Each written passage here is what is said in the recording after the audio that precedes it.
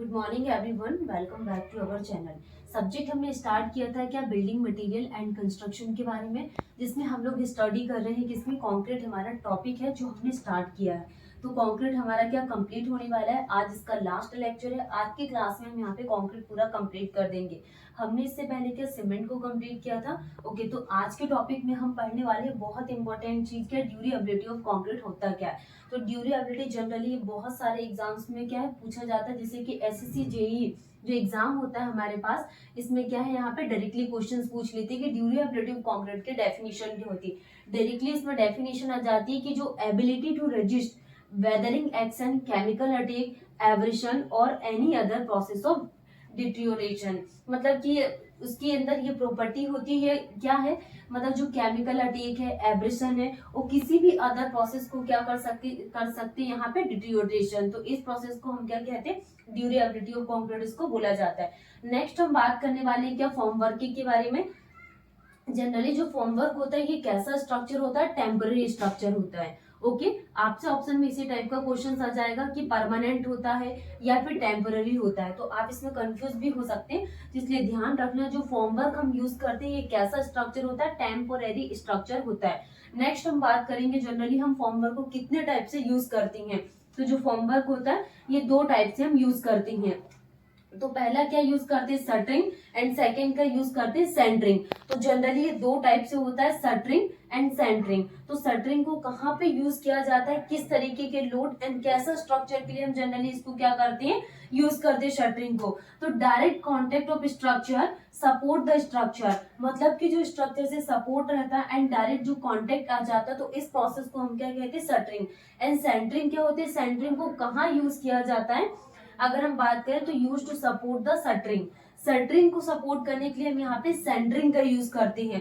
Next यहाँ पे striping जो टाइम होता है ये बहुत पूछा जाता है कि जनरली स्ट्रिपिंग टाइम हम यहाँ पे कितना रिड्यूस करते हैं इन द आरएससी। आरएससी क्या होता है, रैपिड हार्डनिंग सीमेंट में हम यहाँ पे 40% क्या करते हैं, रिड्यूस करते हैं स्ट्रिपिंग टाइम को। ओके, नेक्स्ट हम बात करने वाले हैं कि अभी तक हमने क्या क्या पढ़ा है। देन उसके बाद हम यहाँ पे टाइप ऑफ फॉर्म वर्क पढ़ेंगे जो बहुत इंपॉर्टेंट है, type of form work and इसको कहाँ पे यूज किया जाता है। अभी तक हमने क्या क्या पढ़ चुके, जैसे हम बात कर ले इसकी हमने टॉपिक क्या स्टार्ट किया था, कॉन्क्रीट। ओके, तो क्या स्टार्ट किया था, कंक्रीट। तो हमने कंक्रीट में क्या पढ़ा डायरेक्टली, कैसा मिक्सचर होता है, ये हिट्रोजीनियस मिक्सचर होता है। कैसा होता है, हिट्रोजीनियस क्या होता है, मिक्सचर होता है। किस किस का मिक्सचर होता है, सीमेंट, सैंड एंड ग्रेवल का मिक्सचर होता है। ओके, तीन चीजों का। नेक्स्ट हम बात करने वाले हैं कंक्रीट के क्लासिफिकेशन। तो हमने इसके क्लासिफिकेशन के बारे में डिस्कस किया था and stages of manufacturing of concrete. तो जो स्टेज है वो बहुत इंपॉर्टेंट है, कैसे इसको मैन्युफैक्चर किया जाता है। तो जनरली हमने यहाँ पे स्टेज में क्या क्या पढ़ा था वो हम लोग देख लेते हैं। ओके, तो हमने स्टेज में सबसे पहले क्या देखा था, stages of manufacturing of concrete. तो हमने सबसे पहले क्या देखा था, यहाँ पे बेचिंग के बारे में डिस्कस किया था। बेचिंग के बाद हमने क्या किया था, यहाँ पे मिक्सिंग किया था। मिक्स करने के बाद हमने इसका क्या करवाया था, ट्रांसपोर्टेशन। ट्रांसपोर्टेशन के बाद हमने क्या करवाया था, placing. Batching, mixing, transportation, placing. Place करने के बाद हमने क्या किया था, यहाँ इसका कॉम्पैक्टिंग।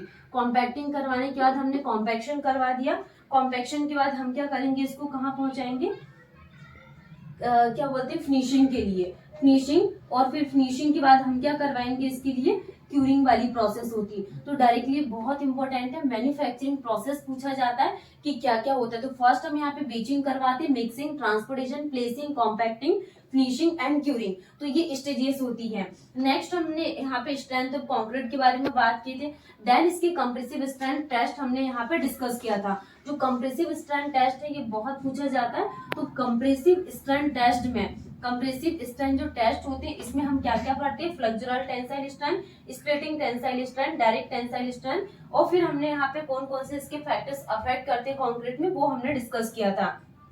नेक्स्ट हमने वर्क एबिलिटी के बारे में डिस्कस किया था कि वर्क एबिलिटी क्या होती है, इसकी डेफिनेशन हमने यहाँ पे पढ़ी थी कि वर्क एबिलिटी की क्या डेफिनेशन होती। फिर हमने यहाँ पे बात की थी इसकी मेजरमेंट्स के लिए। तो क्या क्या वर्क एबिलिटी को कैसे मेजर किया जाता है, फर्स्ट हम यहाँ पे क्या यूज करते हैं, स्लम टेस्ट का यूज करते हैं। नेक्स्ट हम यहाँ पे कॉम्पैक्टिंग फैक्टर टेस्ट का यूज करते हैं। देन उसके बाद हम क्या यूज करते हैं, स्लम्प यूज कर लिए, कॉम्पैक्टिंग फैक्टर टेस्ट यूज कर लिए। देन उसके बाद हम क्या यूज करते हैं, वीवी कंसिस्टोमीटर का यूज करते हैं। वीवी कंसिस्टोमीटर का यूज करने के बाद हम क्या करते हैं, फ्लो टेबल टेस्ट का यूज करते हैं। फ्लो टेबल टेस्ट का जनरली जो क्वेश्चंस पूछे जाते हैं, वर्क एबिलिटी के डेफिनेशन पूछ लेगा या तो इसको कैसे मेजर किया जाता है, slump, VB consistometer, compacting factor test and flow table test, ये चीजें हमने डिस्कस किया था। नेक्स्ट हमने बात की थी कि मिक्स्ड डिजाइन क्या होता है, मिक्स्ड डिजाइन की डेफिनेशन के बारे में देखा। देन उसके बाद हमने डिफेक्ट्स के बारे में बात की थी कि किस टाइप के एंड कौन कौन से डिफेक्ट्स होते हैं। तो डिफेक्ट्स में हमने क्या देखा था, यहाँ पे डिफेक्ट्स भी इसके बहुत ज्यादा इंपॉर्टेंट है। तो हमने यहाँ पे डिफेक्ट्स में क्या देखा था, सेग्रीगेशन की डेफिनेशन के बारे में डिस्कस किए थे। सेग्रीगेशन क्या होता है, ब्लीडिंग के बारे में डिस्कस किया था। ब्लीडिंग क्या होता है कि वाटर सीमेंट को ज्यादा अमाउंट में ऐड करेंगे तो उसमें क्या यहाँ पे फर्क पड़ेगा। देन उसके बाद हमने क्रेजिंग के बारे में डिस्कस किया था, क्रेजिंग की, क्रेजिंग क्या होता है, क्रेजिंग क्या होता है, बिग क्रैक्स होते हैं जो इनसाइड से आउटसाइड की और जो मतलब कि क्रेक डेवलप होते हैं, उसको क्रेजिंग कहते हैं। नेक्स्ट हमने यहाँ पे क्रेक्स के बारे में डिस्कस किए थे। क्रेक स्मॉल क्रेक होते हैं तो उसको हमने क्रेक्स बोला था। देन उसके में हमने क्रिप के बारे में डिस्कस किया था। क्रिप को ईल्ड बोला जाता है और क्या बोला जाता है, प्लास्टिक बोला जाता है। तो ये प्रोसेस हमने यहाँ पे डिस्कस किए थे डिफेक्ट्स के बारे में। फिर हमने एडमिक्सचर्स को स्टार्ट किया था कि एडमिक्सचर्स क्या होती है, जैसे कि प्लास्टिसाइजर, सुपर प्लास्टिसाइजर्स क्या होते हैं, इसके एग्जांपल्स के बारे में। और आज के टॉपिक में हमने स्टार्ट किया ड्यूरेबिलिटी ऑफ कंक्रीट, और फिर हम इसके बाद पढ़ने वाले जो वेरी इंपॉर्टेंट क्या टेबल है कि टाइप्स ऑफ फॉर्मवर्क एंड कितने कितने टाइम पीरियड के लिए हम यहाँ पे इसको यूज करते हैं। कंक्रीट क्या होता है, जनरली अगर हम यहाँ पे लीन कंक्रीट के लिए बात करेंगे तो लीन कंक्रीट कैसा मिक्सचर होता है। लीन मतलब कि जिसे अगर हम बात करें ये किसका मिक्सचर है, the amount of cement is lower than, मतलब कि हमने जो सीमेंट को यूज किया वो भी किस अमाउंट में, लोअर अमाउंट में, कम अमाउंट में हम यूज कर रहे हैं, then the amount of liquid present in strata. ये कोई स्ट्रेटा, इसमें क्या है, लिक्विड प्रेजेंट है, लिक्विड प्रेजेंट है। और अगर हमने यहाँ पे लोअर अमाउंट में ऐड किया सीमेंट को तो इस मिक्सचर्स को क्या बोला जाता है, लीन कंक्रीट बोला जाता है। नेक्स्ट हम बात करने वाले हैं type of construction and minimum grade कितनी यूज करती हैं। तो ये जो टेबल है ना ये बहुत इंपॉर्टेंट है। जनरली जो क्वेश्चंस फ्रेम होते हैं जैसे कि आरसीसी हम जनरल कंस्ट्रक्शंस में कितना यहाँ पे ग्रेड यूज करते हैं, इस टाइप से क्वेश्चन फ्रेम होते हैं। नेक्स्ट जैसे कि पीसीसी फाउंडेशन अगर हम यूज कर रहे हैं तो पीसीसी फाउंडेशन के लिए हम यहाँ पे कितनी यहाँ पे नंबर ऑफ ग्रेड्स का यूज करते हैं। एंड जो ग्रेड है, ग्रेड से इसके रेशियोज के बारे में भी पूछते हैं जो मैं आपको बताऊंगी। एंड इसका शॉर्ट तरीका कि आप कितने अच्छे तरीके से इसको कितने टाइम तक याद रख सकते हैं। तो फर्स्ट हम यहाँ पे बात करें यहाँ पे टाइप ऑफ कंस्ट्रक्शन।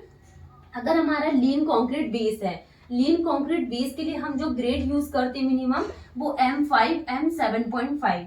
नेक्स्ट हम लास्ट में मैं आपको बताऊंगी इसके रेशियोज के बारे में। नेक्स्ट हमारा जो पीसीसी फाउंडेशन होता है, प्लेन सीमेंट कंक्रीट, पीसीसी का डायरेक्टली आपके पास पूरा फुल फॉर्म पूछ लेंगे कि जो प्लेन सीमेंट कंक्रीट होता है जनरली इसके लिए मिनिमम ग्रेड कितनी यूज करते हैं, तो M15 ग्रेड यहाँ पे यूज किया जाता है।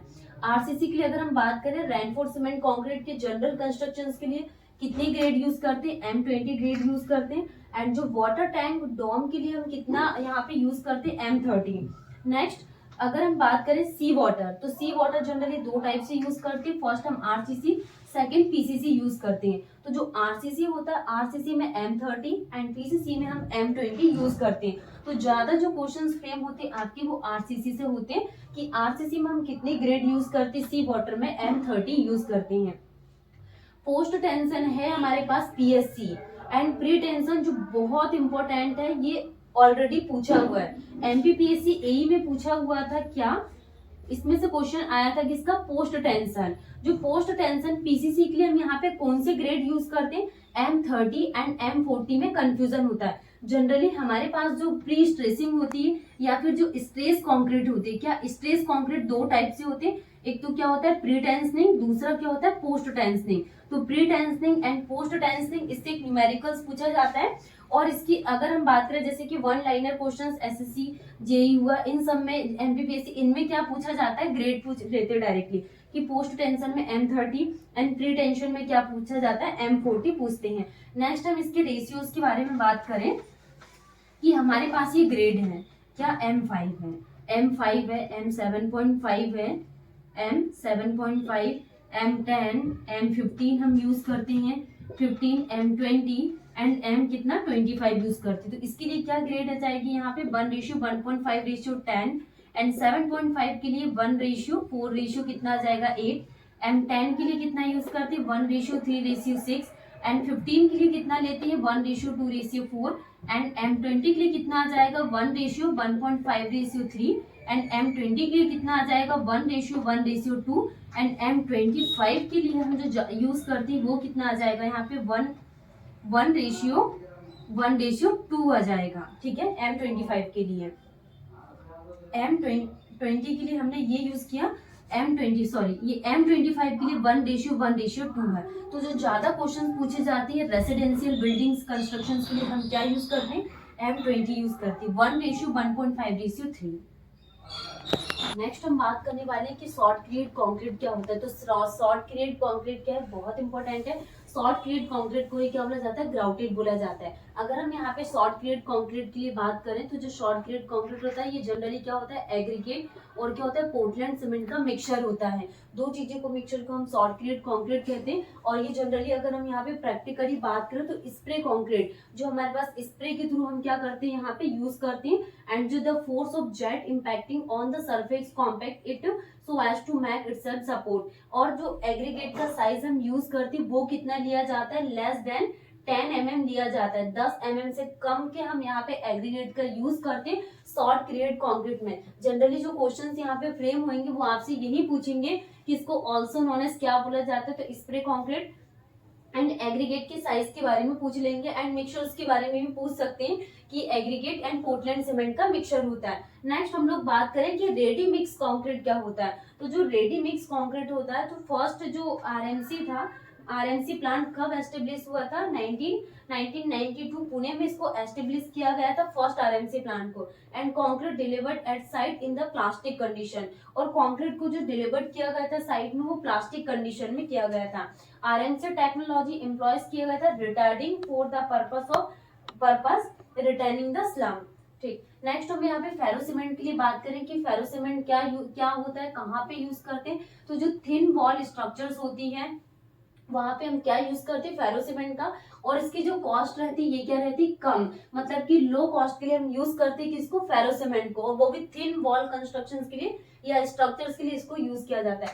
पंपेबल कंक्रीट क्या होता है, पंपेबल कंक्रीट में अगर हम बात करें इसमें हम जो स्लम्प यूज करते हैं, स्लम्प ऑफ कंक्रीट की रेंज क्या रहती है, 50 से 80 mm इसकी रेंज रहती। And water cement ratio in the range of 0.5 to 0.6 and जो डाया लिया जाता है वो 12.5 सेंटीमीटर का डाया यूज करते हैं। And type of concrete which can be pushed through a pipeline of constructions, कोई कंस्ट्रक्शंस है इसमें भी पाइपलाइंस के थ्रू हम क्या करते हैं, स्प्रे करते हैं, यूज करते हैं पंपेबल कंक्रीट को।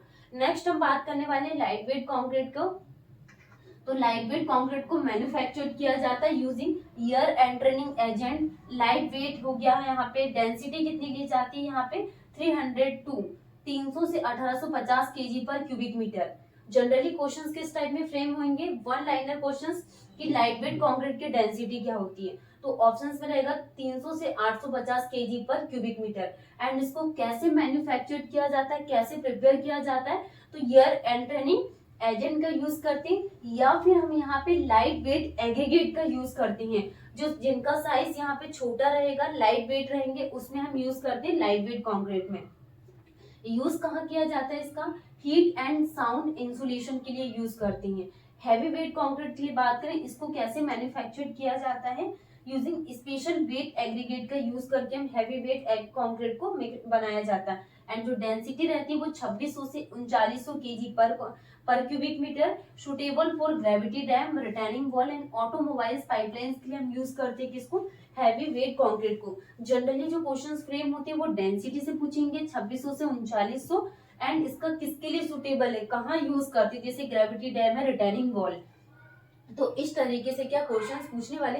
नेक्स्ट टॉपिक हमारा स्टार्ट होने वाला है जो बहुत इंपॉर्टेंट है, या हम ब्रिक या टिम्बर दोनों में से कोई भी टॉपिक स्टार्ट करेंगे। तो इसमें से हर एक पॉइंट, हर एक टॉपिक बहुत इंपॉर्टेंट है।